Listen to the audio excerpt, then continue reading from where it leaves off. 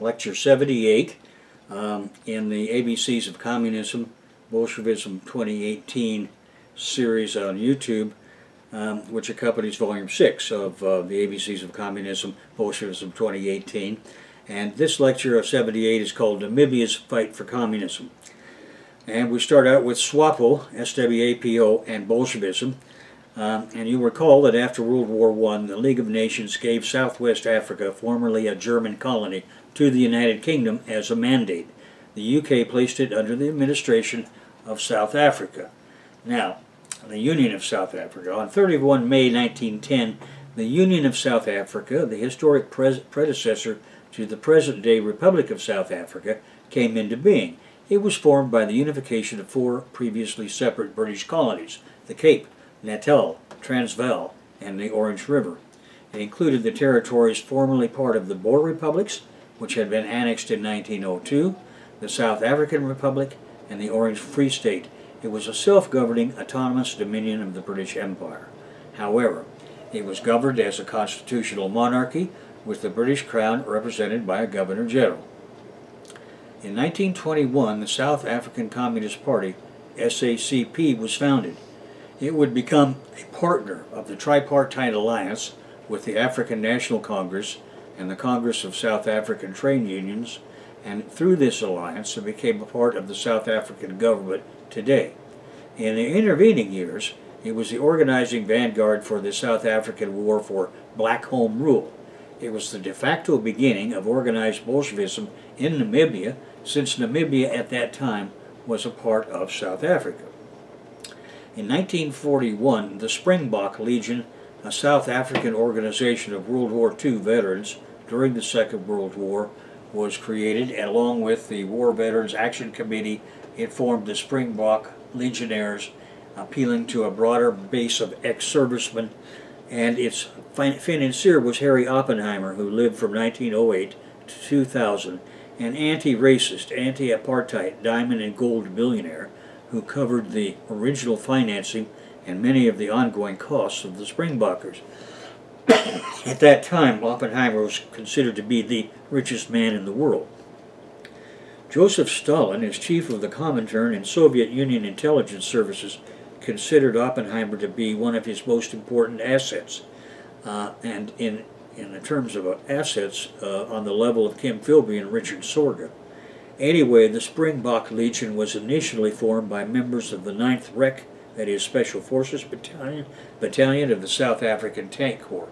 And joining were the Soldiers' Interest Committee, formed by members of the 1st South African Brigade in Addis Ababa, and the Union of Soldiers, formed by the same brigade in Egypt. The aims and objectives of the Springbok Legion were pronounced in its soldierly manifesto. It was open to all servicemen regardless of race or gender, and was avowedly anti-fascist and anti-racist.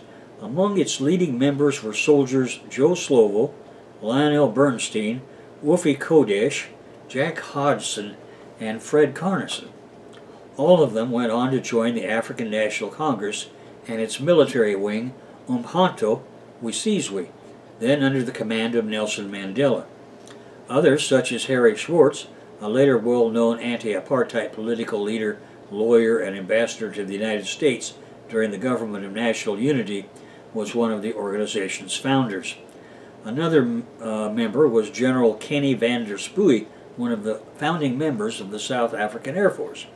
He fought in both World War I and World War II, and in 1918 he had been captured and imprisoned by the Red Russians after fighting alongside the White Russian forces.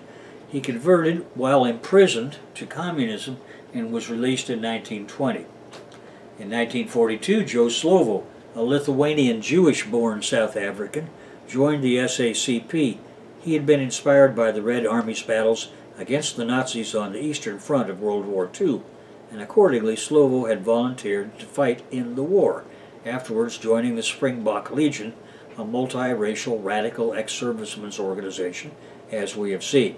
He went on to become the SACP, South African Communist Party, General Secretary. In 1948, when the neo-Nazi National Party won the elections in South Africa, it introduced apartheid legislation requiring separation of all races. These fascist enabling laws then applied to Southwest Africa, which the fascists in Johannesburg considered the fifth province of the Union of South Africa. In 1950, the SACP was declared illegal by the fascist regime. Nevertheless, it continued underground as the leading element in the struggle to end the apartheid system. By 1950, the Springbok Legion had become a veterans organization claiming 250,000 members. Now, the reactionary regime in Johannesburg was alarmed by the number of judges, public servants, and military officers joining this organization and passed a law banning anyone in public service or the military from joining the Springbok Legion.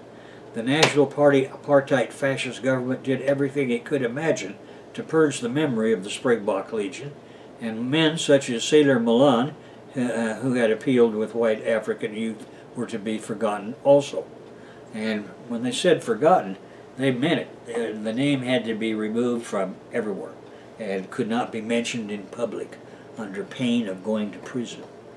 In 1959, the African Communist magazine, the official journal of the SACP, began publishing quarterly from London, although its underground headquarters was in Johannesburg. On the 19th of April 1960, in a broad response to the fascist regime, the SACP organized the Southwest Africa People's Organization. It was the successor of the Ovamboland People's Organization, and the new leaders had renamed their party as now it represented all Namibians. SWAPO maintained a major base area among the Ovambo people of northern Namibia as it began People's War. Sam Nujoma was elected president in absentia. In June 1960, Nujoma arrived in New York, where he petitioned the subcommittee of the Fourth Committee of the General Assembly of the United Nations, demanding that South Africa be given its independence by 1963 at the latest. In 1961, he returned to Tanganyika, where he and a group of activists would develop SWAPO into an international force. He received support from other African nationalists and received strong backing from Tanganyika Prime Minister Julius Nyerere. With help from this famous liberation leader, Nujoma established SWAPO's provisional headquarters in Dar es Salaam and arranged scholarships and military training for Namibians who had started to join him there. Among the first arrivals were MZ Kakunga, Mose Titendero, and Hifikepunye Pohamba. In May 1961, the Union of South Africa British Imperial Dominion ended with the enactment of a new Republican Constitution. It then left the Commonwealth under its new name, the Republic of South Africa.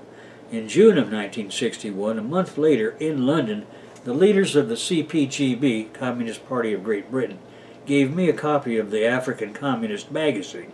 Now, that fateful meeting I described years ago in the first volume of my autobiography, now available in print at Amazon, and in e-book forms at Kindle Books, entitled The Buccaneer, Volume 1 of Idaho Smith's Search for the Foundation. And as I reported then, among things discussed between us at that London meeting were the roles played by other North Americans who had similar bourgeois backgrounds to my own.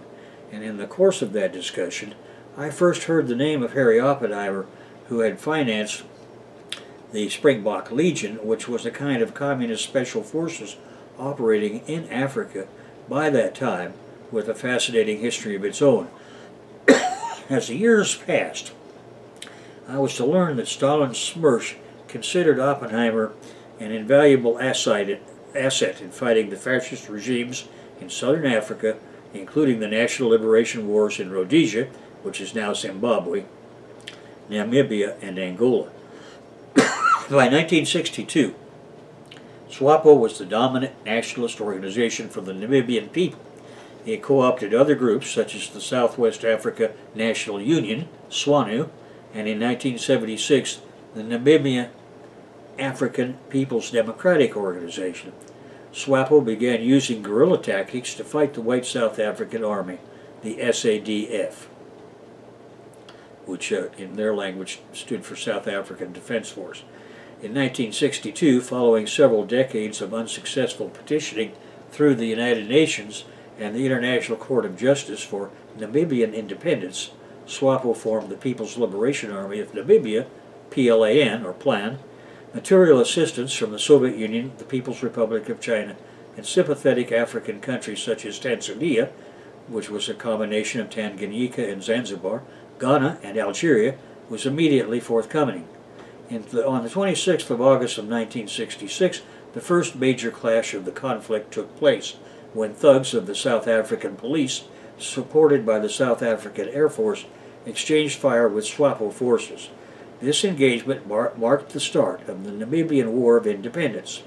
So that's the 26th of August 1966. As we have seen, that war began as a guerrilla armed struggle in what was then Southwest Africa, as well as in what is now Zambia and Angola. The war spanned that period from the 26th of August of 66 to 21 March 1990. It was fought between the South African Army, the SADF, and the People's Liberation Army of Namibia, PLAN, the PLAN being the armed wing of the Southwest African People's Organization, or SWAPO. This war featured the largest battles on the African continent after World War II, and was fought as part of the Angolan War for National Liberation. Between 1975 and 1988, the SADF staged massive conventional unit raids into Angola and Zambia to eliminate PLAN's forward operating bases. The fascists deployed Nazi SS specialist counterinsurgency units, such as the Covoet and the 32 Battalion, who had been trained to conduct search and destroy operations.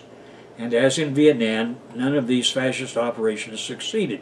So South African fascist tactics became increasingly brutal as the war progressed. The SADF's incursions produced many Angolans and Namibian civilian casualties and severe collateral damage to vital Angolan economic infrastructure.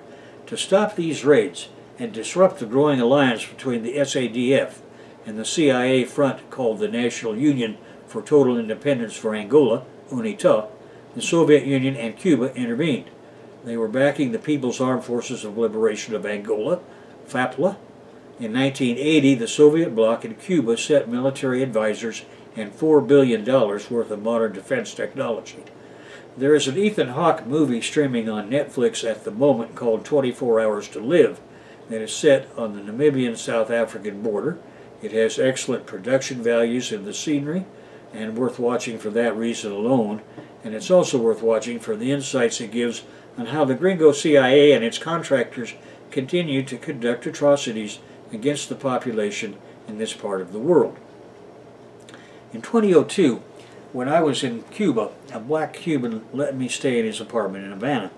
He had received this living space as partial compensation for his service in the Angolan campaign in South Africa, where he had been badly wounded and was suffering from disease acquired at that time. While his guest, he told me that Fidel had personally greeted the Cuban volunteers at the Havana airport upon their departure and thanked them for their volunteer service. In 1984, at any rate, he told me they left Havana by air in civilian clothes and when arriving in Luanda, went directly to tanks provided by the Soviet Union and to their Cuban uniforms.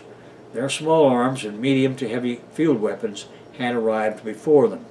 These volunteers then went directly into combat against the fascist SADF and its CIA backers, who were providing fascism its logistical support. The volunteers included women as well as men, and I saw a photograph of a beautiful young white woman with a machine gun in the attack with many black comrades. This intervention of the Cubans smashed the SADF CIA army in Namibia and Angola in the Battle of Quito Cuanavale. PLAN launched its final guerrilla campaign in late March of '89, but the gringos and the white SADF had already fled, leaving the CIA's UNITA puppets to take an ass-whipping and liquidation. By February 1990, the Constituent Assembly had drafted and adopted a constitution. Independence Day on 21 March 1990 was attended by numerous international representatives, including the main players, the UN Secretary-General Javier Pérez de Cuéllar and President of South Africa F.W. de Klerk, who jointly confirmed formal independence on Namibia. On 21 March 1990, the Republic of Namibia was born, and on that day, People's Liberation Army of Namibia founder and People's military leader Sam Nujoma won the presidential election, and he was sworn in as the first president of Namibia, watched by Nelson Mandela, who had just been released from prison, and representatives from 147 countries, including 20 heads of state. On 1 March 1994, the coastal enclave of Walvis Bay and 12 offshore islands were transferred to Namibia by South Africa. This followed 3 years of bilateral negotiations between the two governments and the establishment of a Transitional Joint Administrative Authority, JAA, in November 1992 to administer the 300 square mile territory. The peaceful resolution of this territorial dispute was praised by the international community as it fulfilled the provisions of UN Security Council Resolution 432, 1978, which declared Walvis Bay to be an integral part of Namibia. Independent Namibia. Since independence, Namibia has successfully completed the transition from white minority apartheid rule to a democratic society. Multi-party democracy was introduced and has been maintained with local, regional, and national elections held regularly. Several registered political parties are active and representative of the National Assembly, and the SWAPO party has won every election since independence. So in effect, Namibia has had a communist government since that time. The transition from the 15-year rule of President Sam Nujoma to his successor, Hifikepunye Pohamba, in 2005 went smoothly. The Namibian government has promoted a policy of national reconciliation and issued an amnesty for those who had fought on either side during the Liberation War. The civil war in Angola had a limited impact on Namibians living in the north of the country. In 1998, Namibian Defense Force troops were sent to the Democratic Republic of the Congo as part of a Southern African Development Community contingent, SADC in short. In 1994, Sam Nujoma had won the presidential election with over 76% of the vote, and he ran against Mishaki Miyongo of the Democratic Turnhal Alliance, the voting face of the Caprivi separatist movement. In 1998, with 1 year until the scheduled presidential election when Sam Nujoma would not be allowed to participate since he had already served 2 terms that the Constitution allows, SWAPO amended the Constitution, allowing 3 terms instead of 2.